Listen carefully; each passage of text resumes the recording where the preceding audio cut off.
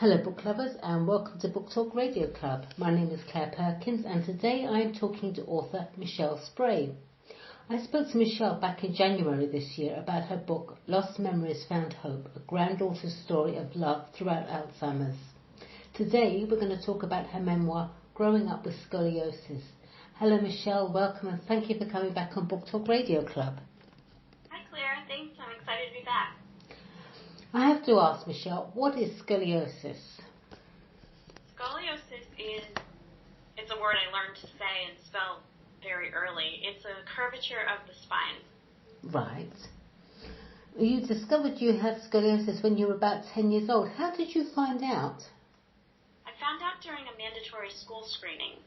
And the nurse found it by asking me to bend over, and she traced my spine with her finger.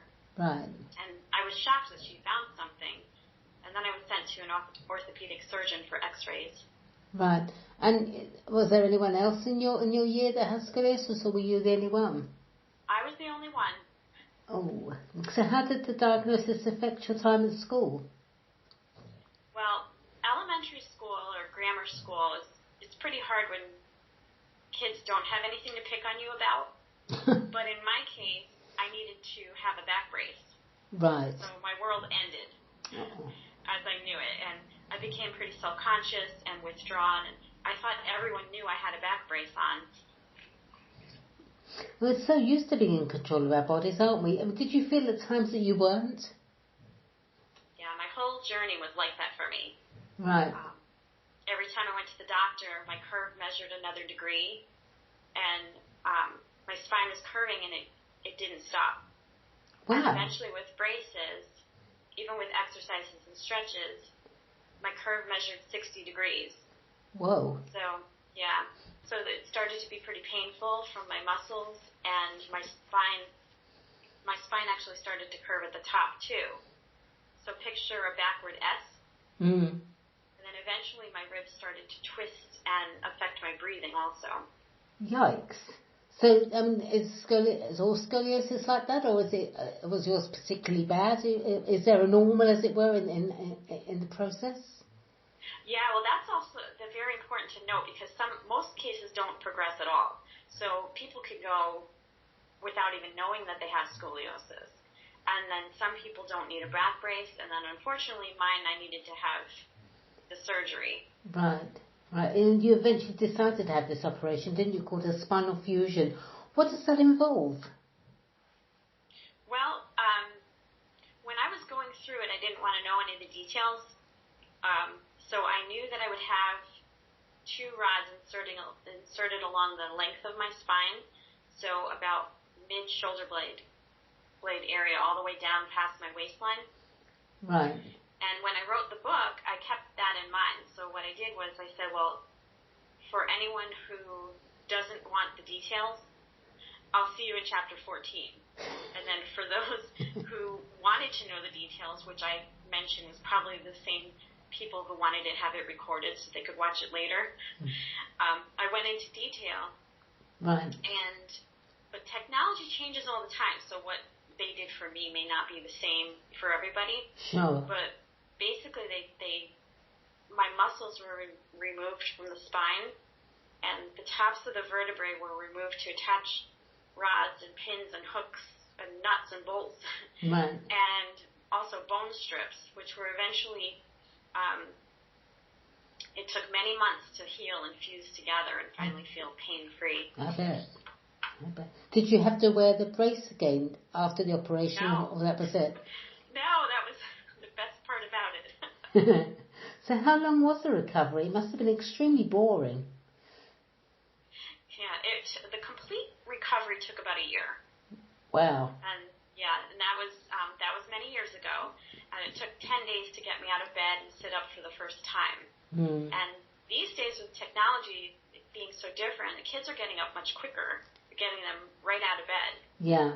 But with me, I kept myself pretty busy, and I kept a journal, which, as an author, that I wrote everything that happened, stories about the kids that I met in hospital who were very upbeat and positive, and even though they didn't have any legs or arms or they couldn't speak, I had stories about my nurse who spent hours with me and spoke to me as a teen, not as a child.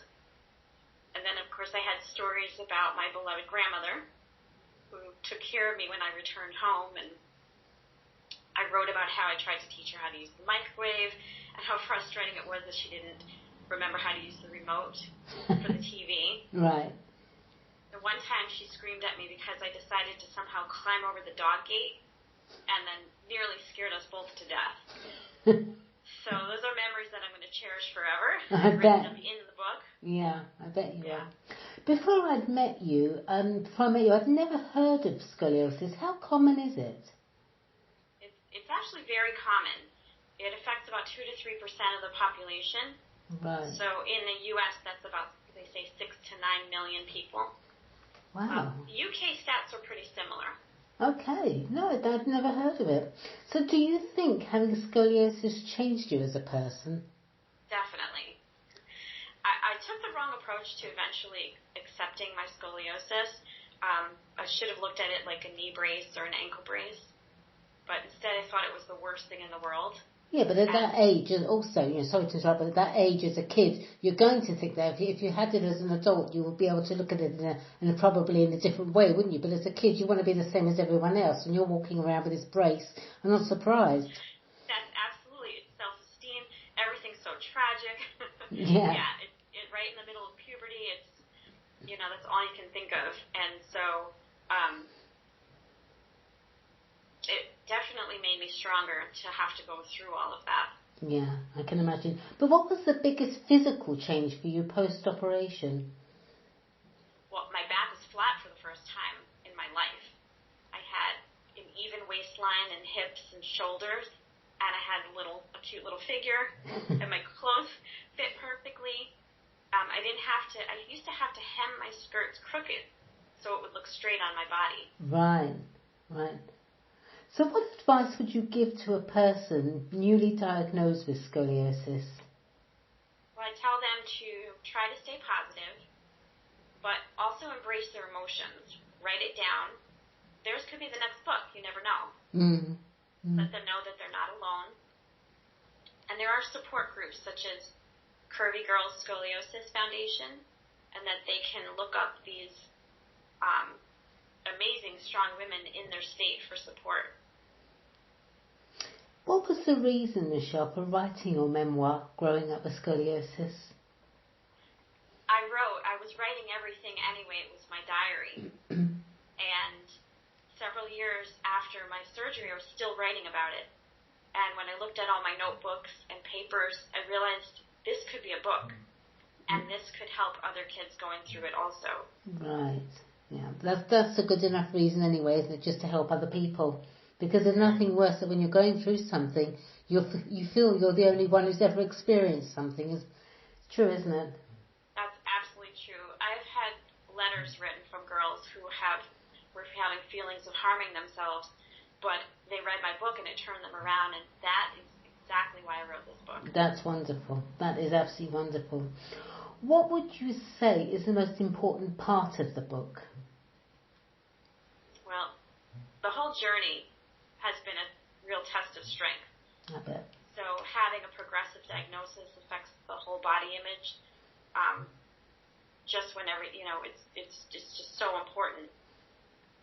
And anytime a child has to grow up in a hospital setting and learn big terms that no one else has to, you feel different, like we mentioned. And so overcoming this, facing one of the most painful surgeries in the world, in my opinion, has made me so strong. I think even my C-sections in adulthood were less painful. Right. This is in fact an updated version of the book, isn't it? What have you added since the original was published? I think this book wasn't truly done until now. Why is that? 2019 marks my 30th anniversary of my spinal fusion. Right. And I'm still doing great. And I think that's what people need to hear. So in college, and I wrote about this in the book, I learned how to ice skate and ski, and I jumped in the bouncy houses, and my back felt great. And since then, I've been able to update it. I'm married. I've carried 2 children to term, and lifted them around without a problem. Wonderful. Sometimes carrying them at the same time, so I've included a picture of this and other updates in the book. Oh, that's wonderful. Now you're in the process of making an audiobook version. What was the decision behind that? Well, I wanted to do something special for my 30th year anniversary. Right. And while I'm doing it, I'm actually inspired now to record the Alzheimer's book also. Okay. You also have a children's book due to be published soon called I Have Scoliosis Too, which is a story of friendship and hope throughout scoliosis. Would you like to tell us a bit about that and when you expect to publish it? Yes, it actually just became available. Oh, okay. I'm so proud of it. It's a very simple picture book based on my journey that my illustrator, Valeria, has done an amazing job on. And so it's an introduction to scoliosis geared toward the younger patients, where the memoir is for teens. What age group then would you say? I would say 10, like right at the beginning diagnosis. Okay. And it's a story of Hope and Emma. And Emma loves wearing her back brace because she says it makes her stand up straighter and taller. And Hope thinks that she's just plain crazy. And one girl's curve progresses and the other does not. So it's a story of their friendship and hope throughout it all. Oh, that's wonderful. Thank you. So lastly, where can Book Talk Radio Club listeners purchase, I'm going to say, all of your books instead of just one of the books? Thank you.